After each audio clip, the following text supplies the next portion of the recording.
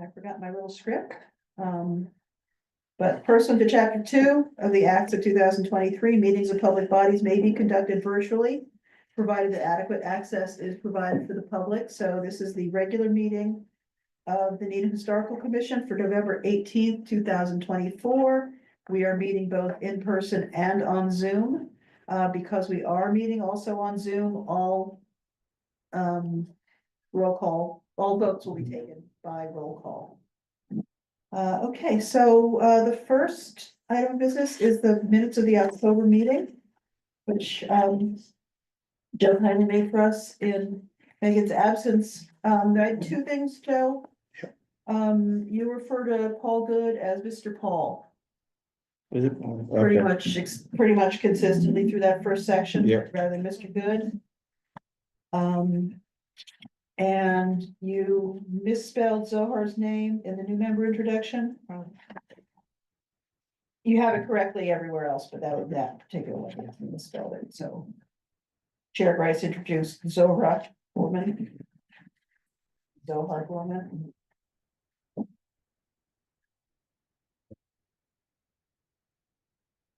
That's what I found. And Olson, I'm sorry, Olson is also Olsen. Is it? Yeah.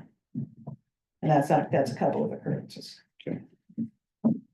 Just noticed, Joe, at the very end where the meeting was adjourned, you have seconded Marshall, you have Davis, or you have Mr. Dow, however you have the end there. Speaking of shorthand, I try to go so quick, I do initials sometimes, so my bad. That's okay. Yeah. You got mine right, though. I know. But you know why? 'Cause I saved your name spelled in my spell check. I added it in the dictionary, so it always corrects it automatically. There you go, Brian. I always go back and like check Joe's notes, because I know he always gets it right, but then I would get it wrong. I know how to do that with this. Yeah. Get away with the initials. Yeah. You know, capital initials, because you have You define it. attendance at the top. Yeah, Okay, one quick announcement, the rededication of the Emery Grover building, which was supposed to be Saturday, was postponed to next Saturday at 10 o'clock, so if you'd like to go, and you're certainly invited, it'll be next Saturday at 10 on the front lawn of the building. Okay, so we're good with the minutes, so, we accept the minutes as, with the corrections noted. For your second, Second, vote, Jeff, Abstain. I that's was- true, you weren't here. Leah, yes. Joe, yes. you have a vested interest, Megan, you weren't here, yeah. Marshall, Yes, Gloria, yes. So. 4, 2 abstentions and 1 absence. 4 is good enough for quorum, so that's done.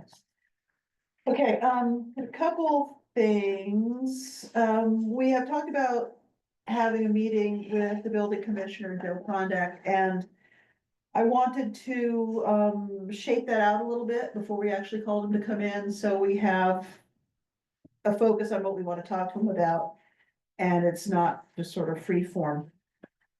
So I know, this was actually the request that you brought up, Jeff, so. What are sort of the talking points that we want to bring up with him? Well, I mean, just operationally talk about the process when, you know, someone, you know, requests, you know, a permit from a historical house.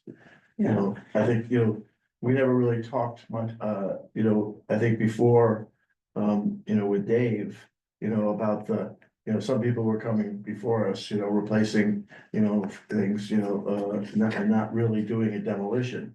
But the word demolition, you know, when a contractor writes, will, you know, demolish and replace. Yeah. You know, so it's not really for us to decide whether or not it's not a knockdown, but here they are coming before us, you know, and it delays them, you know, a month. By the same token, I think that happened because Dave would direct them to talk to us. because Dave, in his other life, he was on his own historical commission and sort of. Knew the concerns, and I think, what we see with. The Tolman Gatehouse reconstruction, it's 1196 Central, if any of you guys have driven past. It was a 1750s colonial that now has. It's been re-sided, re-windowed and, apparently gutted in the interior, so you. Is that the one right by Newman across The the one street? across the street from Newman, yeah, I mean, there's no indication any longer that it's a historic house. That falls outside the bylaw. I agree. He didn't do demolition. Because when the scaffolding went up, the first thing I said, call up the building department, said, what's going on here? We haven't been told anything. So no, he's doing he's doing siding and windows. But see, But, if he were to come before us. Right, and the same thing, we still have no jurisdiction no, to question his choice of siding, his choice of windows. He's not demolishing it, he's not, he's modernizing it. We might not like his tastes, but we are not in any way exactly, but authorized we to have might that also conversation. have the opportunity to. To talk to him about, sort of the historical value of the house and what he might wanna do, which true, he does not have to accept. But we have had this discussion with other builders and they have, sort of like the Warren Street house where they're putting that big addition and we made some suggestions that they took. That, kept their new addition But I within the understand. parameters of the house. It's not, as I say, the builder didn't do anything wrong. Joe didn't do it, there was no violation of the bylaw here. I'm, But it was a profoundly unsatisfactory result. but I sit here, Yeah. I sit here very uncomfortably.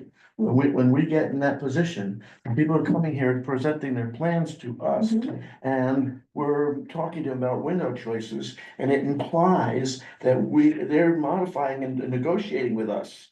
And we're not empowered, and it delays them a month at least. That,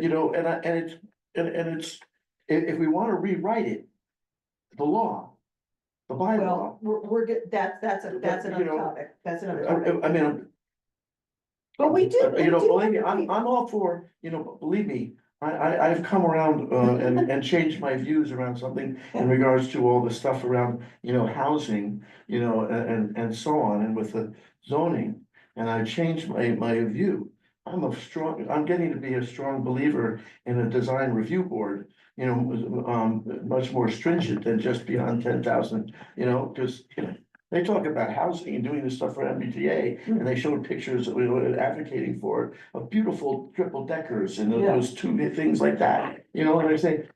Builders aren't gonna build that, you could, right, unless you get really specific, with zoning But laws. we do have So if some, we wanna incorporate some design review in our bylaws, and I would support that. probably. we're gonna talk about bylaw revision as Probably, well, but- because I think that the bylaw needs revision. But But we it's do in a have, pro- but, we do have an advisory role, I- we do have, we do have an Yes. advisory role. If they And- come before us and they, Yeah, So it's and their we, only teeth, if we you would will. like them, it has no teeth, I I mean, mean, we would like them to come before us. We do have. That part of our mandate is to give advice, on a matter like this. And I think they come before us knowing that we can't compel them to do anything. I don't think Dave ever said, you have to get this approval. Most of the time, we don't vote on it. We well, just I give think them- but he says, you should go talk to the, Yeah, so they're not gonna balk. At a suggestion Yeah. by the Want their building permit. inspector, right? But Right. again, it's sort of, Well, this project's been going on 1190 for a better part Oh. of a year and there's been no progress, so I don't think which, the Central Avenue one. I haven't seen Oh. movement there for months. But that is on the inventory, that home. Well, it is, and we're gonna actually have to decide whether it should still be when he's done. So I mean, I guess our only jurisdictional that is the demolition delay, so like no. Because generally historically, no pun intended, like Yeah. historic commissions, what they do inside is. Yeah, Off I the mean, table, that's any historic commission anywhere, Mm. it's. Roofing, windows and siding, that's really Yeah. what it comes down, particularly windows and siding, like they don't wanna see like. I know, we've gone, I'm doing a development project right now in Newton, and we're doing a historic house, we went to go through Newtonville Historic Commission. And But it that's a is That's a super, that's a local historic district. right, but it's That we, still. that we falls just under- created. Which is a different, But yeah. that's it's a different still, I bylaw, mean, but, It came down to like what color clapboard we were putting on there. Yes, yeah. but you could It's be- very, I'm not saying that we need to go that far, but like material, it's a material thing. Yeah. And paint color to a certain extent, because you don't wanna go. that was, crazy. see, that was in that was Needham in the Village language bylaw. for that charge, for Yeah. that neighborhood. Right, It was all written and it was voted on by town meeting, right. Yeah. you know, to create that, so that's Newton right. has very strict LHD Yes. bylaws. Yes, Ours they do. is much more. It governs primarily demolition and major changes visible from the street. If the Tolman Gay House were an LHD house, these changes would not have been permitted. If it was what, If it was a part of an LHD, these changes would not have been permitted. well, depends what that, what the LHD says. Because it does say substantial alterations visible from the public way. But no, they don't cover the interiors Yeah. and, Nor should it. I got a very irate note from a previous owner, not Owen. Years ago, previous owner who brought her kids by to see the house and all this saw, something going on, and she looked in the windows. And said the whole interior had been gutted, why didn't we do anything about it? And I had to explain to her that we couldn't. This is private property, we don't have that much jurisdiction over what a homeowner does, but I would like to get So back to the. the kind of relationship where when he sees a significant project in a historic house, he does say, go talk to them. Well, I like it that maybe suggested that you could talk to them early, you don't need their approval. Yeah. And do that, not to imply, because, I think we should have some liability. If someone gets delayed, feels like they got delayed a month, and they figure out that we had no jurisdiction to do that, couldn't they, No, what? no, because we didn't tell them they had to come to us, and we didn't tell them they couldn't do anything without our approval, Well, and we wouldn't. what does the building inspector imply? Then it's the building inspector. What happens if they come here and say they expecting to need our approval? And we come in here and say, oh, we don't need to approve this. That's Joe's problem. I mean, honestly, if Well, he that's says, what, so we should but have, that's, but I mean, that's what I'm saying, we should have a if conversation. that's why we wanna have this conversation with him, but if that's really a matter for liability, that's the liability he incurred. Cause we don't say that to people who come to us for advice, we say, we can guide you, we can give you resources, we can express an opinion. but when you come Joe down has to the it, authority to issue that building permit with Yeah. or without. with or Yes. without us, yeah, But So, Dave Roach was very, I think he took a broader view. and I think, but he did that for our benefit. Hmm. Cause, we had voiced, our concerns loudly when there were those times when, someone didn't, ask us about it, especially other town departments. Right, so I think he was sensitive to that Yeah. and was overcompensating that just to be, I think to appease us, because we've been wrong on a few occasions. There were several projects that were approved without our consultation that did require our consultation. And there was, when we questioned, they were listed as well as hardship, or so there was some, and even if that were the case, they still should have notified us. And I think we had a good relationship with Dave in the sense that he understood what the issues were and the concerns were. And did probably, send more people our way than he was required to. But I would like a good working relationship with the new building commissioner so that he understands our concerns. And that, we can have discussions. Now, the guy who owns 1196 Central lives in it's an LLC in North Andover. Believe me, they would not have come to talk to us. And they wouldn't care what we said. Because, this isn't an in-town owner. Presumably it's being rehabbed for resale. But, and yeah, there's nothing we can do in a situation like that, except, be unhappy about it. I met. But I think there are a lot of situations in which we can have You know, when somebody owns a historic house and wants to keep it, you know, within the. You know, within the fabric of, you know, your house, for example, the previous owner, Beth Vincenski. You know, she wasn't compelled to talk to us about her kitchen addition either, but she did, and it's, you know, it's a nice fit. I think an item, I mean, the big thing is like where. And again, correct me if I'm wrong, like where the historic commission and the building department kind of overlap is where we're trying to get at Joe, because. He's got a million things on his plate, and we don't want to talk about him about things that are not relevant as it relates to our purview. One of the things that I see a lot. And I've had this in the past 6 months, I've looked at 2 projects in this town. In my professional role as a contractor in town, and I do a lot of old historic home restoration. Mm. The energy code has recently changed, which you're well aware of. Is not to say that the enhanced energy codes as the years go on is not warranted, but it has gone so strong that it makes it nearly impossible for people to renovate historic homes without triggering it. And as a result of that, and in the past 6 months, I can speak in live. I have had 2 great projects where homeowners are like, the heck with it, I'm just gonna sell my house, and you know what's gonna happen to that house. Yeah. It's gonna get bulldozed. Mhm. And these are beautiful old homes in town. And so there's that thing where people have said is the energy code is so strict that if you add 1,000 square feet or renovate more than half your existing home, it triggers it. And it just, what that means is that like, you gotta, it's not feasible for a homeowner to do that renovation. So like, my question to Joe is like, how can the historic commission work with the building department?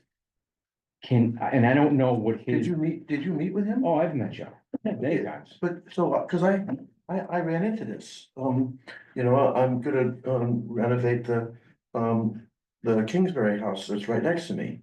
In 1794. Yeah. Mm. And so my architects explained that, you know, as we were doing the addition. And there's a historical waiver. In it, and which you're exempt from the 1,000 square foot, your addition has to. Right. Right, right, Right. right, so I asked him, you know, cause we never discussed it here. Right, so I was wondering, oh, you know, we're gonna have to learn this and you're gonna have to go to us. So I met with him and asked him.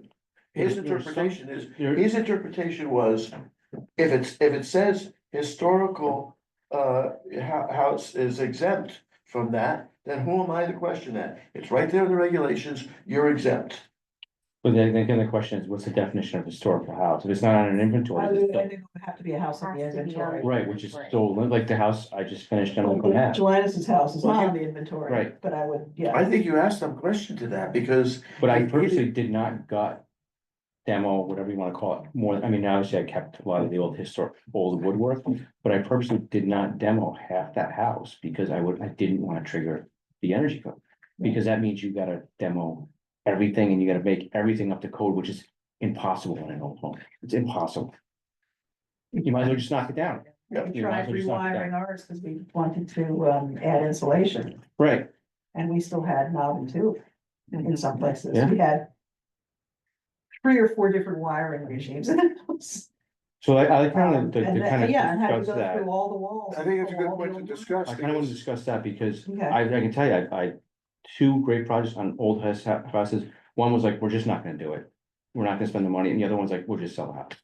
But were they on the inventory, or could they be made a claim to be historic? No, but they were like 1930s, 1920s bungalows, or like, you know, old Victorians, but not on the inventory, like the Glances. Yeah, That's not on the inventory, 1890 home. yeah, beautiful. That's the, on Oakland, it's the first one, Yeah, first one on your left, with the Fall little in. library house in front of it. Right. Very pretty house. So like, yeah, I think that's a good thing we should probably discuss, because that directly overlaps what we're trying to do is preserve old homes in this town. I think I think he would loosely interpret it.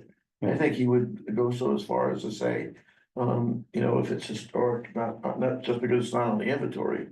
Doesn't mean, and I think he would grant that waiver.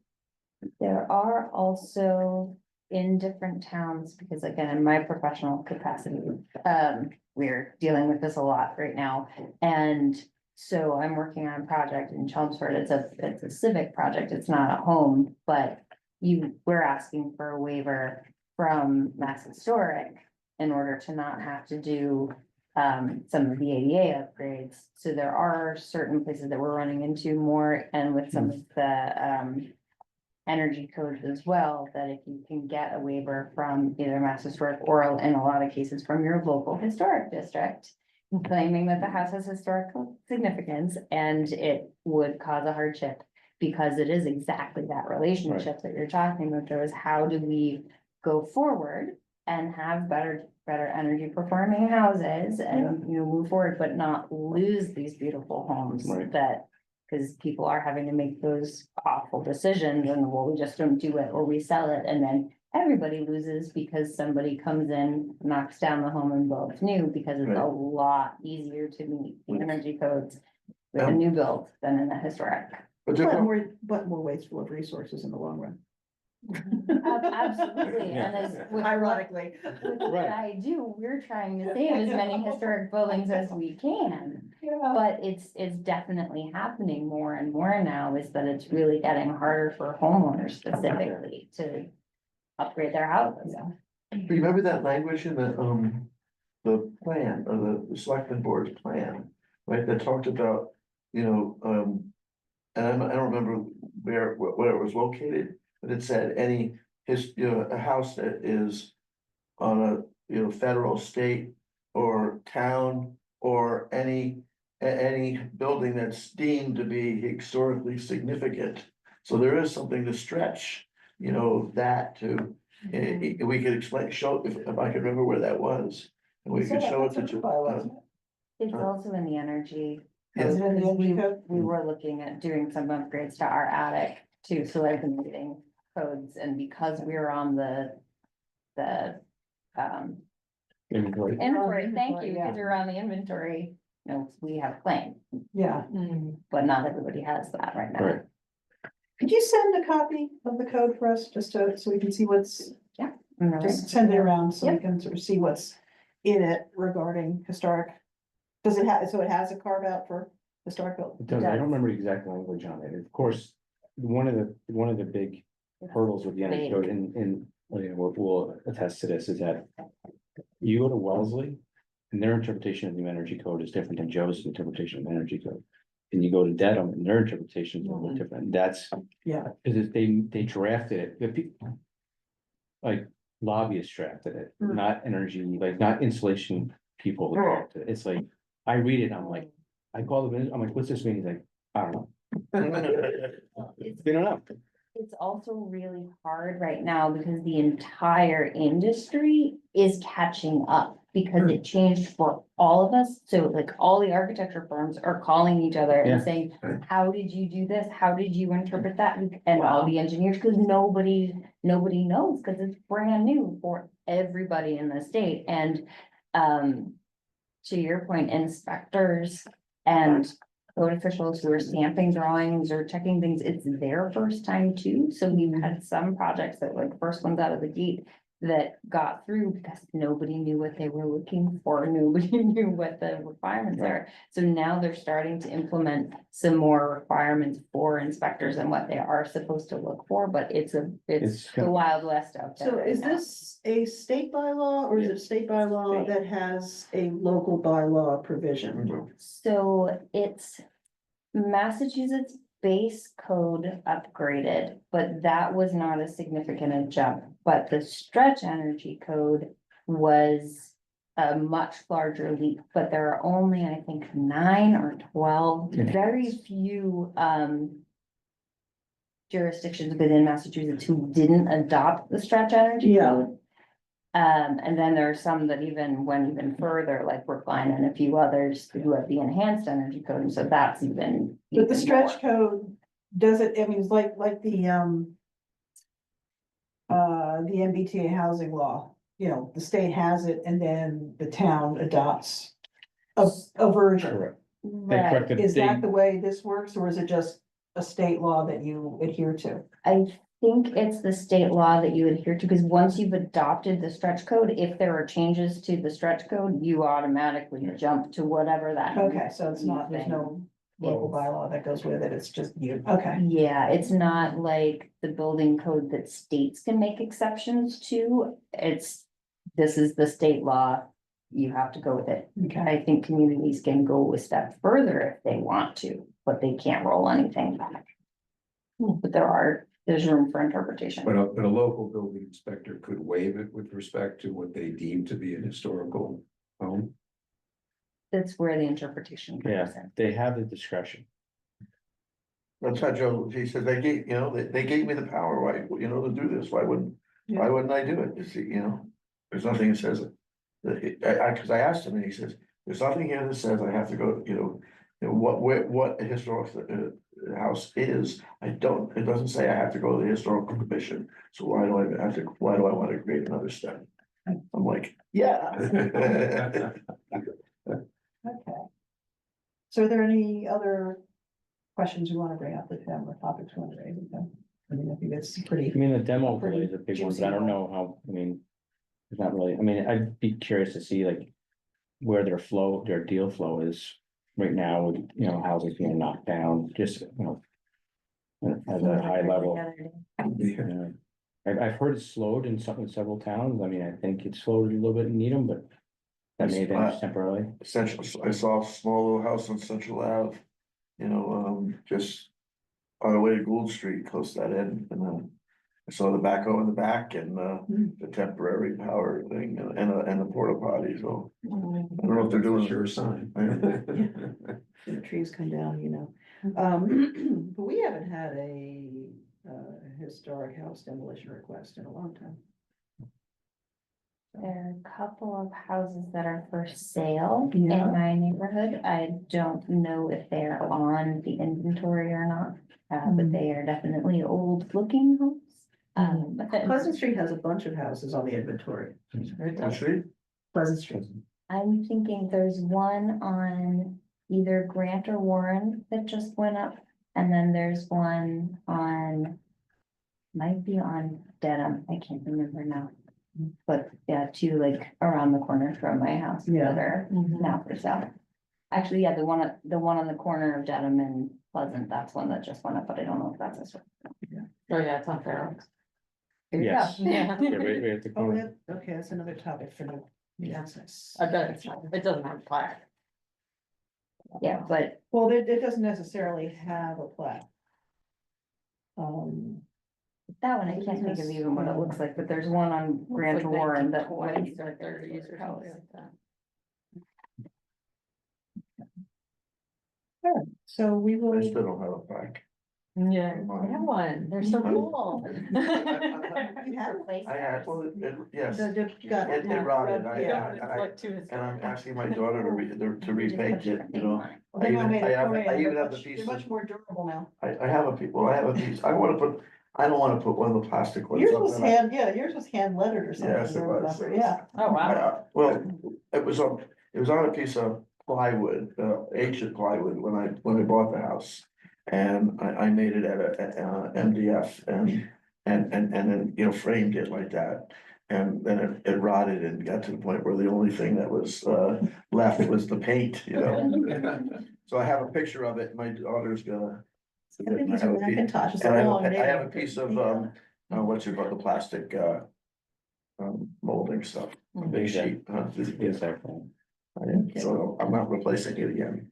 Megan, I'll send you my notes and you come by, we'll get this, between the two of us, we'll get this in. Yeah, I got a lot here, but there are main talking points. Yeah.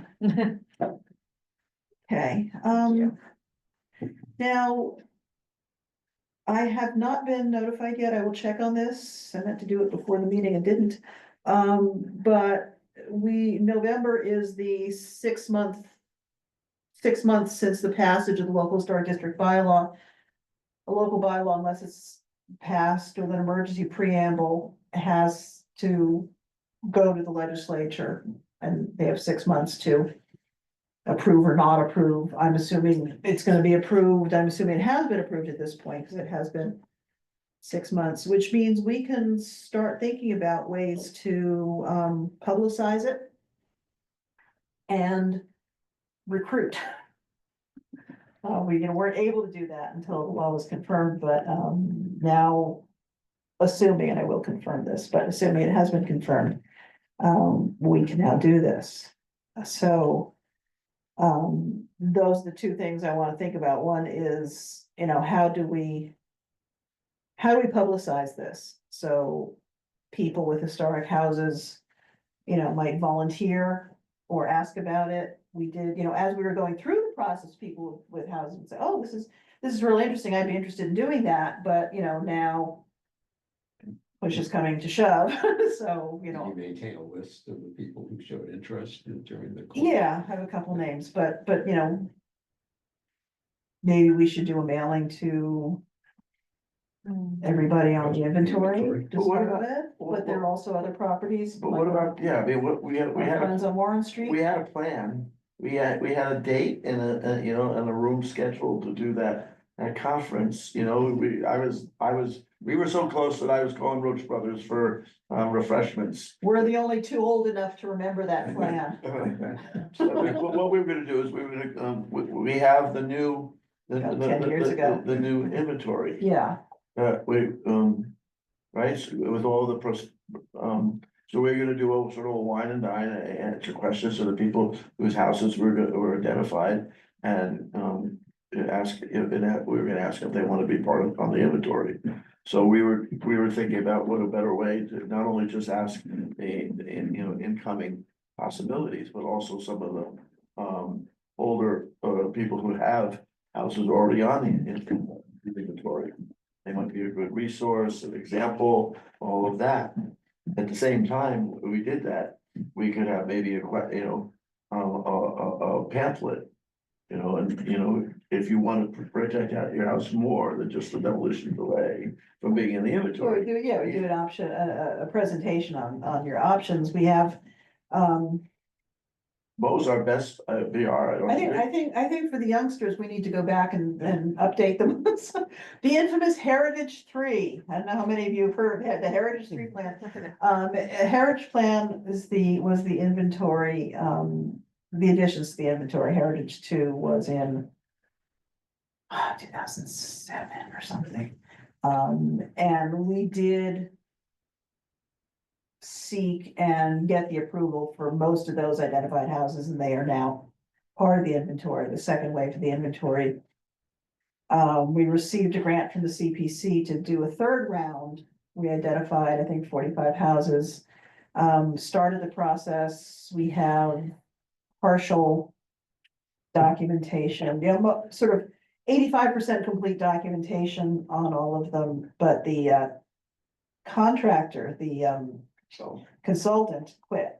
She quit the firm that we had hired, which they never told us. It was a mess. Anyway, the project sort of just died because we didn't, we were not getting feedback and they were not communicating. Could we find out if we can still reuse that money? We returned the money last year. We started researching whether it was feasible to use what was left, which was $14,000. Turns out the answer was no. And then if we needed to do this again, we would have to come up, we'd have to come up with a new So proposal. could we hire another consultant company to use all the data? Right, that and then just finalize. the Yeah, we process. need to, correct and finalize. What we were left with was 45 or so of the B forms, those house forms we have. But they had significant omissions and needed some significant correction. Cause they were really just drafts and there were whole sections of, especially boilerplate, that were never dropped in. And then they were supposed to do some marketing materials for us that were going to be part of this Right. reception. They were gonna be part of the reception. It'll be part of the reception because basically our policy, though. I think technically the bylaw allows us to just throw houses onto the inventory. We get the information, we decide, we vote, it goes on. We would rather not do this without the knowledge and consent of the homeowner. Because it does have implications for the house, and we found, we have had, irate homeowners finding out that 3 owners ago, their house was put on the inventory and, they knew nothing about it. We've been trying to upgrade the communication ever since, but that's been a little bit problematic as houses change hands, we don't always know to let the new owners know, and the realtors don't always tell them, and the information is on the town website, but people don't always know to look there. So, you go to make some changes to your house, you go down to the building department and it has a red folder, and you all of a sudden find out that you have these constraints. There's nothing we could do about the 4th owner down the line, unless we happen to know the house was sold. But we don't want that situation at the outset, so we try to establish a good relationship with historic homeowners, and one of the reasons for this reception was to be able to actually give owners in this Heritage 3 project, which we, have the forms for, but not yet their approvals, the information on their house, which people always like to have. And then information about what the inventory, being on the inventory means. It doesn't mean you lose control of your house. And this is a fear for a lot of people, that they do think we're gonna do the, your choices of paint are white. Right. Your choices of roof are black, because some towns do have these very stringent requirements, and what we really want people to understand is, their house is an asset. It's not, it's their house, but it's also an asset they should be proud of. We're here to help, and no, we're not gonna take, your decision-making power away from you. But you would be on the, you would be subject to the 6-month demolition delay. Which for the most part doesn't damage the value of your house, but it does increase your time on market. So, or did in the days when houses stayed on the market for more than a minute and a half, but, so it is something we try and do as a collaborative process and not a dictatorial process. So, and then by bringing in homeowners who were on the inventory, they can come and say, this is great, it's not so bad, they didn't come and repossess my house for me. But now we would also have the local historic district option as well. But as we found, in the 10 years we've been trying to plan this reception, it's not a trivial thing. We have a budget of $1,050 every year, which we could put toward this. So we do have enough money to do it if we wanted to do it. So the question is, do we want to do it? Or what other ways can we employ to let historic homeowners know? We have a list of them, obviously, and their addresses. Potential owners, people who are on this 3rd list that have not yet been approved. We can get the assessor's list and just, take every house that's older than 1900. Just sort it by date and send something to every house that's older than 1900. So it's sort of what are our options? What do we want to pursue, and what are the logistics of doing it? And then I think there does have to be some personal contact. We can't just, send letters out and hope information comes back to us. A couple will.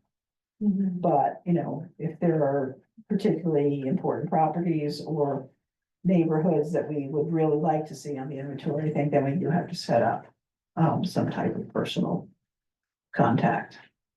Would the mailing be part of that budget? We can buy, sometimes the town does mailings for us themselves. We can, if we did do mailing like this, we could pay for the stamps. Yeah. Fewer and fewer stamps. Now they're what, 75 cents each or Oh my something? goodness, yeah. But yeah. Like a I think I had combination would be mentioned at good. the Zoom meeting last week that, last month, that, what about trying to get an article published in the Observer? Um, Publicizing this whole process It's available now. There are many historic homes in the community. Sort of publicizing it as an available option, Okay. and if one is interested to contact the historical commission or I something. will Peter and see if he. They did one on the CBD because there was a feeling that even though town agencies knew of it, I mean, it is available to private groups too, if they can qualify. Yeah. So there was an article in the Observer, I think a couple of, maybe a month and a half ago about the Community Preservation Act, and that got some responses. Good. Yeah, it's a good place to start because That's a broad, I think we tend to think that people know the stuff we know and. They don't. You know, there's no reason for people to be paying attention to this unless it's something that particularly interests them, but. Especially if they have a historic home, they may be. There are a lot of people who own homes that are not, that are worried about. What happens when they sell it. And the only opportunities prior to this for really good preservation. Was to purchase an easement, and they're not cheap. But they're very expensive, you know, they start at $50,000 and you can go higher. And you really have to be motivated to do that, because that's a big chunk of money. This was more for future homeowners as opposed to folks that already have their historic homes, but do we have relationships with realtors? We were really lucky that ours happened to be from Needham, lives in Needham, has a historic home, like knows all of the things. So when we asked her about it, because our house had a plaque on it, so we asked. She was able to say, oh yes, it means X, it doesn't mean Y. And she really put us at ease as far as taking on a historic home, because it was something we were excited about and didn't feel like we wouldn't be able to change, because she was very knowledgeable Yeah. about what it meant. She But was I don't know how. ex-president of the historical society. You're very lucky with our choice, but Yeah, so right, yeah. I don't know about other. No, realtors. and relationships with the realtors have been, checkered. You know, because. A lot of realtors are sort of afraid of disseminating this information, thinking it's gonna put people off the purchase. If the houses don't have plaques and, you know, and a prospective owner who doesn't ask why, you know, ask about it, very often they're not given the information. And this has been, you know, it's a problem for prospective houses, but it's been a serious problem for houses that are on the inventory that owners don't know. And then they, you know, they come for some purpose and discover, and they say, what do you mean my housing? I can't do this. What do you mean? You know, I didn't ask for this. It's like. You didn't have to, I'm sorry. And you know, we did get confirmation from town council. Yes, if you're on the inventory, you're on the inventory until the historical commission says you're not. Even if it wasn't, you know, you didn't get put there, you didn't yourself approve. Because as I said, we're not required to seek approval, but we don't like to work that way. Which I think is going to cause some interesting conversations if we do move to more of an age-based thing. Cause for us, I think there's a lot of benefits of going that way, and it's a much easier way to protect a broader scope. But at the same time, it is harder to have those personal relationships, because now all of a sudden your inventory turns into a huge chunk of the town, and Yeah. trying to get out that information quickly so that people aren't irate and they understand this is what it means, this is what it doesn't mean. And there goes our culture of not doing it involuntarily, Yeah. imposing it on them. But I mean, it's And a plus and a minus, because of course, we're getting into our next topic. It's fairly seamlessly now, but, if you know that every house over 100 years old is on the inventory, then you don't have to go through this process of finding out. That is actually the standard for the Mass Historical Commission. They cannot understand why we do it the way we do. the way we, we like to think it's a more deliberative process, and that when the time comes to justify, to an owner who is seeking to, demolish, why it's on the inventory, we have a ready answer. But there are other houses that should be on the inventory as well, that aren't. And then you'll say, well, how come, my house and not his house? If they're the same house, it's harder. It's harder to justify, it can be easier to justify, but also harder to justify, it causes some resentment because it can be inconsistent. It's harder for us to do the assessments because we have to do each house individually. And, and that's why we have to hire consultants, because nobody's got time to do that, to do a history of each house. I actually don't know what the process would be for state for the state notification. When we do our inventories and the forms get approved, we send these forms to the state, they go on to Macris, and we have a sort of process to get this state notification, because once they go on to our inventory, they can go on to the state inventory, which is important. Actually, because the state inventory is more powerful than ours. If we scoop up every house over 100 years old, we can do all the B forms. Yeah. Or do we have to do all this before? I don't, that's a question for the MHC, what's the process if we switch? So one of the towns, I can't remember now, the Eastern Historic Commission, whatever that group that has the incredibly long name now, that's only been around for like the past 2 years, I can't remember. But the presentation that I listened to from them, one of the towns, I forget if it was Salem or one of the presenting towns, they have an age-based inventory, and they've got a couple of different consulting firms on call, essentially. So they don't do the B forms for everybody on the inventory, but if somebody comes in front of them, and that's when they have to do the B forms, so they have these consulting firms on hand that can turn B forms around in like 2 weeks, I guess, and that's their, which I can see in some ways is nice, because you don't have to do it until you need it, but then at the same time, you're really relying on being able to get these B forms super fast. But that was their process, because somebody had asked them that question. Yeah, And that raises my, but that would never, we would have to have somebody on retainer, that raises my next question. which we have to pay for. No, yeah, but, yeah, we actually probably get an actual budget. No, we would just get refused. I wouldn't even begin to know what that would cost. Well, no, if we did that, there was a bylaw, Hmm. right, right, then there's no choice, they would have to fund it. Right, and somehow, but, and that's where we probably advocate, like, the two choices, there's the cheap way, or, or being prepared way. Before the selectmen, but my question would be, say every house that over 100 years old now is, was a demolition delay. And they come before us, and, what are our criteria for, getting historically significant and, preferably preserved.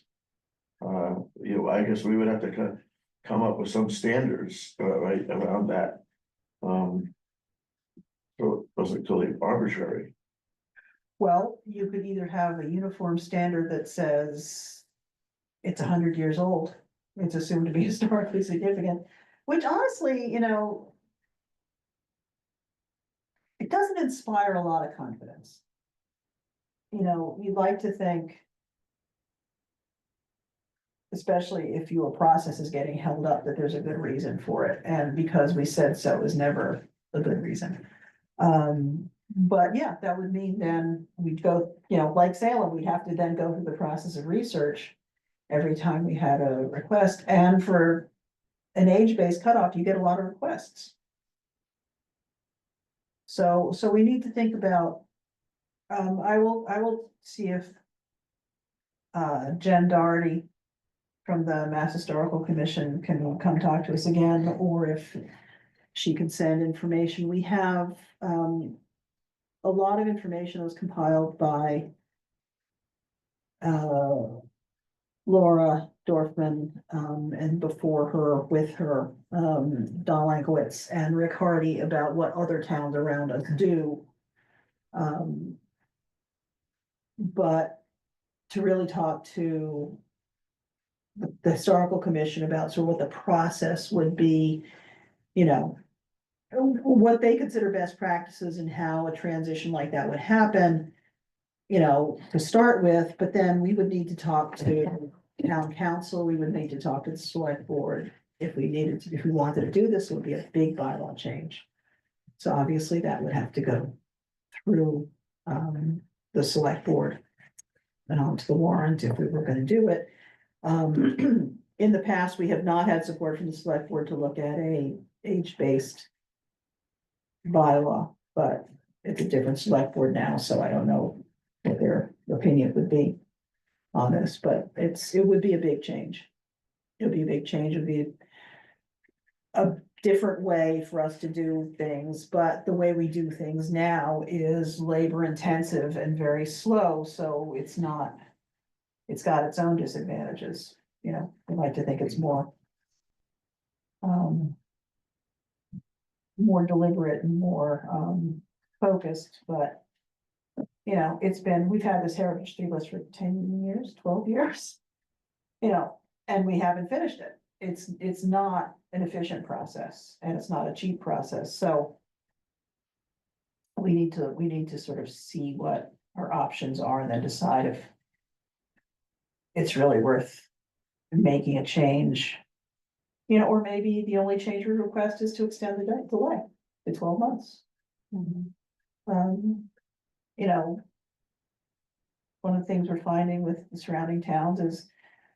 The towns that have 6-month delays, wish they had a year, towns that have a year, wish they had 18 months, and the towns that have 18 months, wish they had 24, so. You know, so I'm not sure there's an ideal length of time.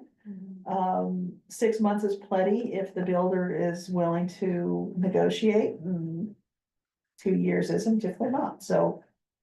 You know, there's no perfect. Demo delay is not a good preservation mechanism, there's no perfect way to do it, but I think there's a better way than the way we do it. So I'd like to initiate that process as well.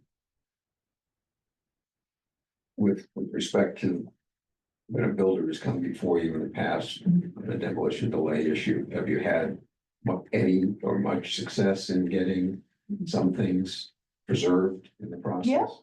Yeah, and both of the. History center houses for rescues.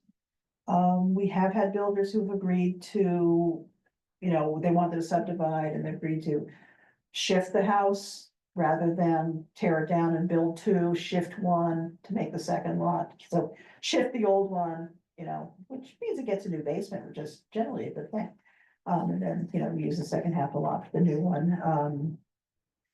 Tadaldi doing the Tadoli's. the garden center. Yeah, the Garden Street. he Garden Street, he incorporated. complied with a little bit with the historic thing and then was friendly, Yeah. insincerely. You know, and then built the But other things without. he's pretty sensitive to neighborhood concerns though, as, you know, both the builders I've dealt with. This is the one on Garden Street where the little Carpenter Gothic is now incorporated into I think a 40-unit condo project. He did one on Dedham Ave where the old Miller house, the big one with the turret, was actually turned 90 degrees and built additional condos around it. So yeah, so sometimes you have this, yeah, where the house can be preserved and built into the project. And then other times you just have these completely adversarial relationships where the builder just doesn't want to do anything. That just wants wait you out. just And gonna then, wait you know, you out, yeah. And the two most successful examples, you know, where the demolition delay worked, because the historical societies, the center you know, that was, he moved it, 100 feet. Right, and, You didn't wanna wait 6 months? yeah, so he. He said, look, take the house off my hands. I said, And the little red schoolhouse, Yeah. you know, we moved that twice. Yeah. We got it off the lot, moved it to St. Mary's Street, Yeah. you know, and we had to sell it to, the Sell it to town the town for $1. for $1. Because the town can't, you know, store private property on Yeah. public property. So it sat there on the crib box, in front of the pump house. St. Mary's And Street. then it got moved Central Ave to We bought, the center. did we pay them $3? I forget. We did. But yeah, I mean, the purpose of the law is not to make builders' lives difficult or to, you know, flex some muscle because we can. The purpose of the law is to try and find the, you know, some sort of compromise like this that, you know, works for both, you know, that's a yes, yes. Yeah.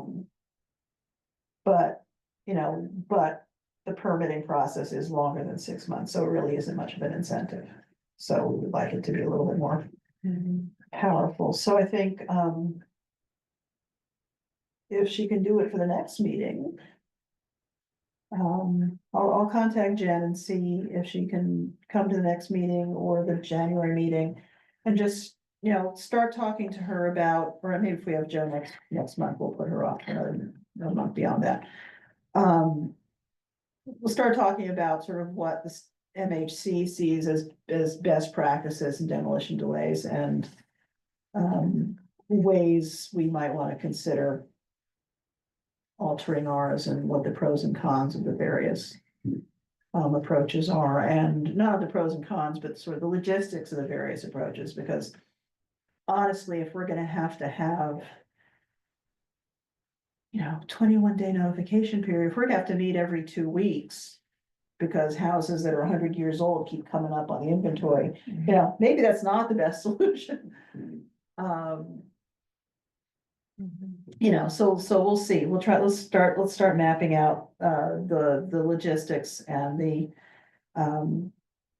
practices for the various demolition delay options. And start thinking about what our best course of action is, if there is a change that we can make or should make, and how we go about it. Wait, I mean, think about it, if that 100-year, was adopted, how many houses would that be instantaneously? To find out, just get the assessors list and sort it by, yeah. I mean, Assessors list is an Excel spreadsheet, so you can get a copy of it and sort it by year why don't and we, find out. why don't we put that on the agenda, because to look at that, if we could do that, and then actually get hard data and see what the average is, you know, how much work it would be every year, and the first time we do it, and maybe we build, if we do that, we'd have to build maybe a grace period of getting those, giving us 5 years to get the B thing, you know, or something like that, but then how many, you know, there must be waves, right? Certain neighborhoods get built, right? I mean, you go back to talking about. At least Yeah, several thousand, I would think. I would think. All at once, There are but what, then every year, I mean, there could be, approximately there could be 11,000 nothing. houses in Needham. you know, some years there could be nothing, Right. you know, and then all of a sudden, you know, 100 acres gets sold. And, you know, 10 houses, you know, 20 houses show up Yeah. There that year. And there could be a magic number too, and knowing that we've got B forms from certain properties already, there might be some that are already partway there, and so maybe 100 puts too much on our plate, but maybe 120 is a more manageable amount, but it's still more than trying to go 1 and 1 and 1 and 1. Yeah. So having this Yeah. list, I think would be really good. I because think you that could actually kind of will get a be sense. fairly, I'll try and get that for the next meeting. I don't think that would be very hard to find out. I think actually Michael has a copy of the list. He always has spreadsheets from various departments for various reasons. Scientists, right? Marketers. Actually, we were talking about the inventory, I was thinking about this, time was, and I know I still have mine, and Uncle Jeff still has his. Where the inventory was done on paper, and we would make notebooks for you guys. Well, did Laura give hers Which back? was a pain in the, I don't know if she ever had one. Um, I don't remember we stopped doing the notebooks. I mean, they're really kind of a pain. And we've been using Macris, which is the state's database of historic properties.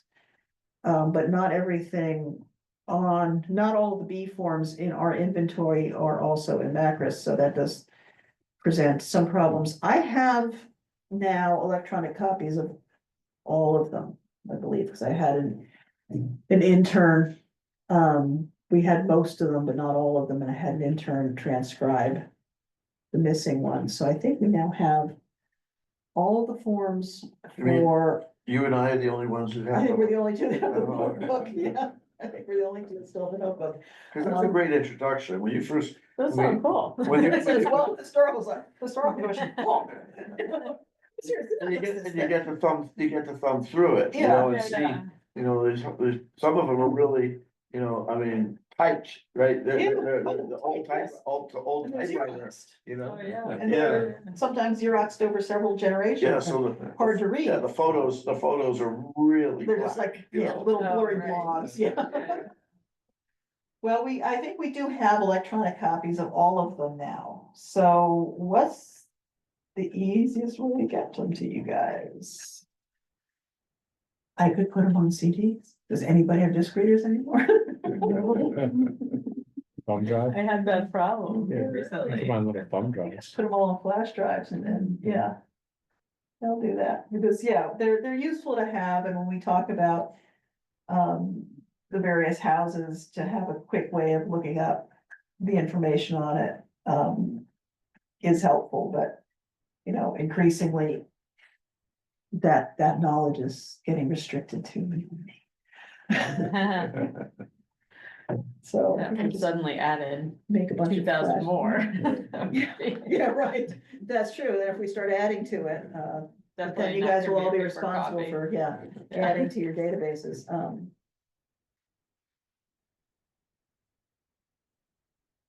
maybe you'll just come with a handful of flash drives next. Next month with the inventory on it, we have. Heritage One, which is the original, was done for the bicentennial, Heritage Two. And the. Drafts of Heritage Three are all now digital files, so I will make. Copies of those for you. Because they are useful to have. Okay, and the other thing, which I have to do under other business, but I forgot, has to put on the inventory, is, as you all know. The Joshua Lewis house on South Street had been purchased. By the NC Wyeth Research Library, Research Foundation and Reading Library is a terrible name. For their reading library, after Linda Bean passed away. Having not yet finalized the endowment for it. The trustees have decided to sell the house. Recently, they decided that it was taking too long and they were amenable to selling it as land. Meaning the house can be demolished. So I drafted a letter, I need. Comments and approval to send this on behalf of the Historical Commission. Veronica Carlson was Linda's. Able assistant and is now the chair, president, I guess, of the trustees of the Research Foundation. So I sent you all copies. But she's okay with this decision, is she, you know? Linda's dead. Okay. No, I don't think Not she- Linda, but the. Oh, Veronica, yeah, I don't think she could care. Veronica runs the lobster business, honestly. I don't think anybody, I don't think she wants to.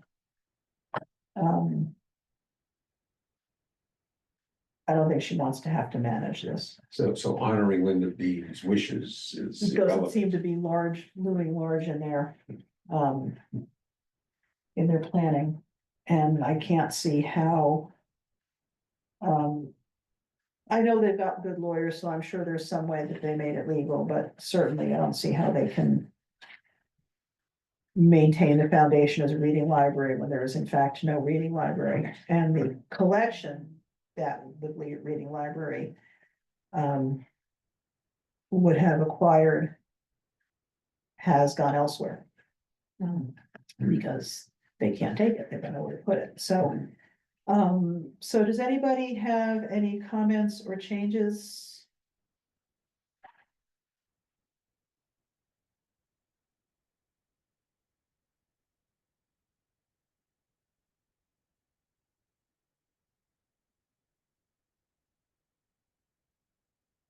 I do have information for them, of both the Historic New England easement program and the summary of the local historic district bylaw.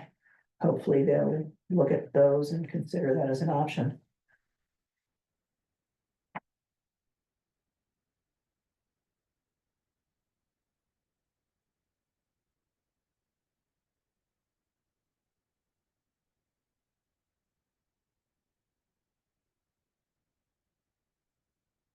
No, I went Yeah, out.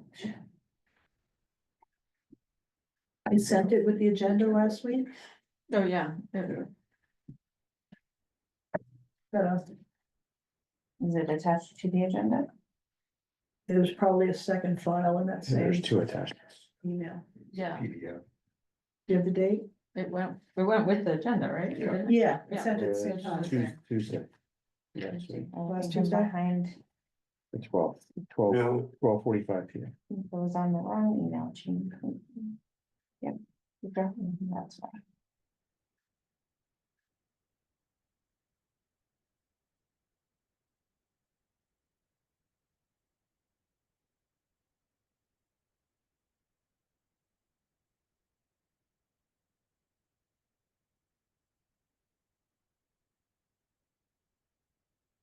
That it was very strongly worded and we feel strongly about it, probably. Yeah, I read it too before, and I think, there was no point being total, conciliatory at this point. I mean, the decision's been You didn't see made. the- You didn't see the first draft. Oh, This is really? Even conciliatory. you want more confrontational? This is watered down. I was trying to be. But no, they need to know sort of that we do feel strongly about this. Yeah, no, I think, my perspective, I think It's a cool house. house. It is a cool A house. very cool house. I looked at the listing.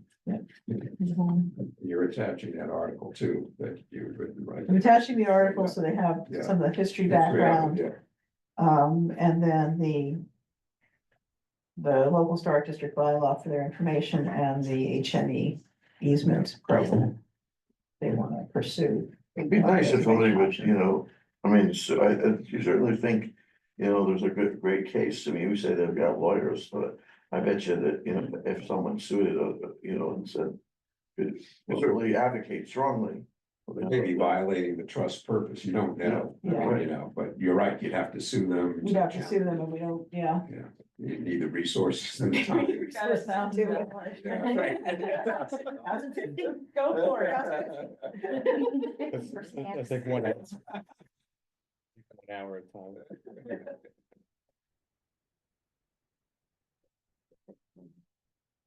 Yeah, Shame. I do know somebody wants to sue them. I don't think he's got any standing to do it, but. At least he's a lawyer, so he doesn't have to pay anybody to do it himself. Cool if someone bought it and turned it into like a historic inn. Oh, Mhm. neighbors would hate that. Well, I mean, how many rooms would possibly? be? Yeah. Yeah. Yeah. Not that many. Yeah. I mean, Airbnb. it's- Historic Airbnb. You're listed as. Yeah. Stay in and. I looked at it. Too many zeros on there. Yeah. What was the list price on it? I was like, 2.7, yeah. yeah. Well, Fortunately, this market, that's a deal. it's not subdividable land because it's in a 1 acre zone. Okay. So it's an acre plus, but it's not enough for 2 building lots.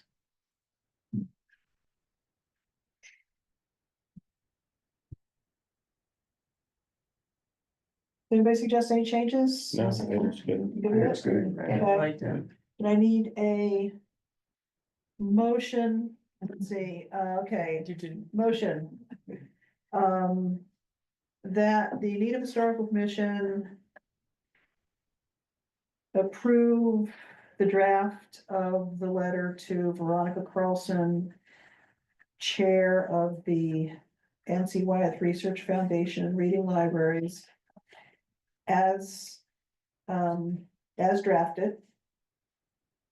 And that the letter be sent to Ms. Carlson at the earliest convenience. Is, Does that sound Do good? you have other member? No, yeah, should other it, members? I was wondering, should it be sent to the To whole all- board? To the Are whole, there other people who to send this to? Could it I CC don't have a list of the trustees. It's a very opaque. How about letter to process. the, you know, just a letter to the editor of the, The Port Clyde, Maine, whatever, Bugle. and bring it, should we, and bring it attention to. I can see if I can To find. need them, you know, maybe they should, maybe we should, that's also Yeah. an article for the Observer. Right? Well, they have done an article on the prospective sale of the house. Yeah, they did. Yeah.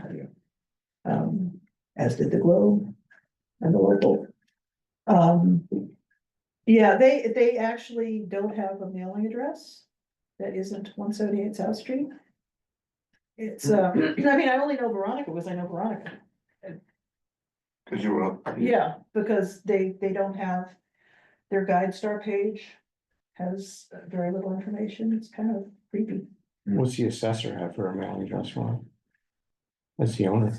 Probably, I don't wonder if they changed it. I mean, it was Linda's address.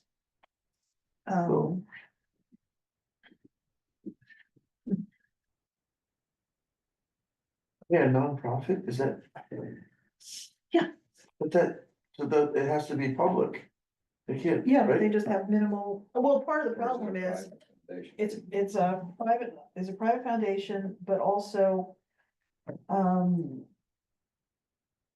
The deadlines for the new 990 filings were this week. So all of their posted filings are all under Linda's name. Because they haven't yet filed a new one. And they don't get posted, I mean, they'll submit. Their 990 to the IRS for last year. Which should have the changes in address, but it won't be posted for another year. So, Wow.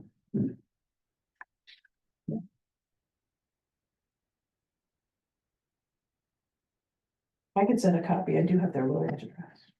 I can send a copy, send a copy to the lawyer too.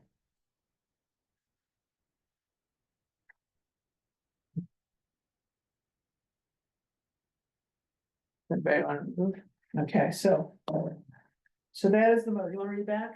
It's the All right. motion. That the Needham Historical Commission approve the draft of the letter to Victoria Carlson, Chair of the NC Wyeth Foundation and Reading Libraries as drafted. And that the letter be sent to Ms. Carlson, just Ms. Carlson, Ms. Carlson, at the earliest convenience. Or And do we say and Ms. the lawyer, Carlson? or anybody else, Ms. Carlson, and anyone else we, does it deem, um. we find the address on? Yeah. Ms. Carlson and the lawyer. And the foundation's legal firm, Okay, yeah. legal firm at the earliest convenience. Which will be tomorrow. Put on letterhead, which will say, the historical commission, because I can't use the town seal anymore. Use the new logo, see? Thanks. Oh, There you go. we don't have official stationery, but I have. It's in the town seal, took the town seal off.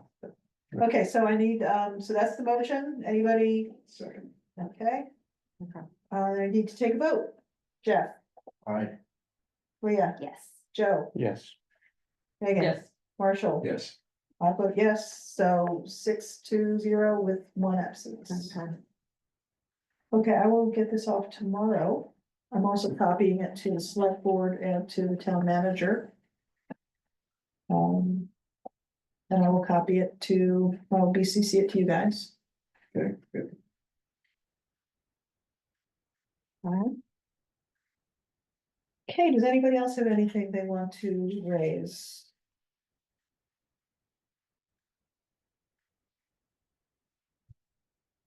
Do we have a list of the email addresses and telephone numbers of the members of the No, commission? no, we should do that.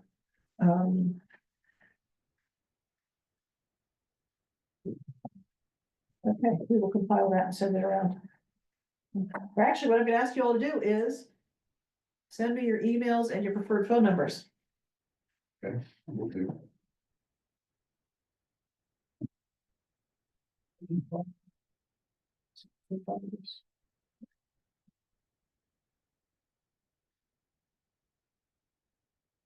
We all have each other's addresses From the, in the phone from the invite to the meeting. Right, so. We have the Not the emails, phone. yeah. Just email him.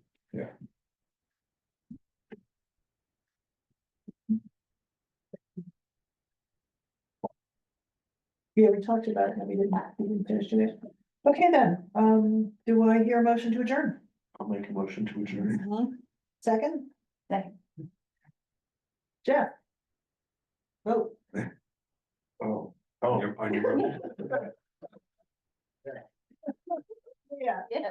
Joe? Yes. Megan? Yeah. Marshall? Yes, 6-0 with one absence. Okay, we'll see you guys all on, I think, December 10th. 16 consents. And